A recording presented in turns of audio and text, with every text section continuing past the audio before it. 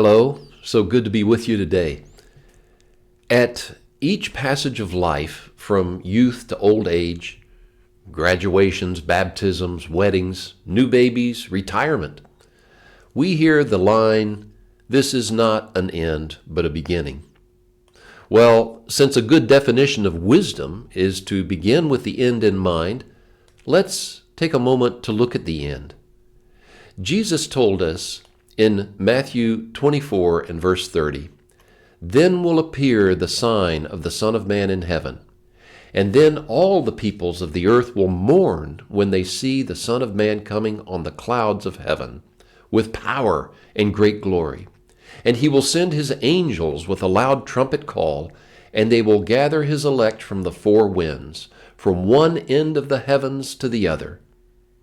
Can you imagine how our perception of reality will suddenly snap into focus when Christ returns? We will realize that life was a test of what we did with our freedom. Our earthly reality was just a small speck in light of an infinitely vast eternity.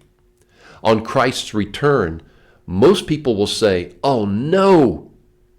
But those who truly believe will celebrate the victory of reaching eternal glory and say, "Oh yes!" In the meantime, we're living faithfully for Him, and Christ assures us that it will be worth everything we deal with in this life. He assures us in Luke 21:28, "When these things begin to take place, stand up and lift up your heads, because your redemption is drawing near."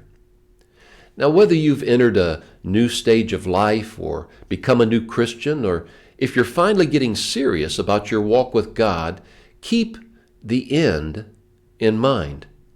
It will keep you on that glorious but sometimes grueling path. The easy road is the way of the world, and the world loves its own. But the narrow road that leads to life is not so easy. But when you keep the end in mind, you will stay right on track. Never mind that you're called a fool for being a devoted Christian. Bear any disgrace gladly for the sake of following the Lord. Don't be ashamed to belong to Him. When He comes, He will most certainly not be ashamed of you. If you're having a discouraging day when you have no strength, let God's Holy Spirit be your strength. He will supply you just what you need to get through this one day.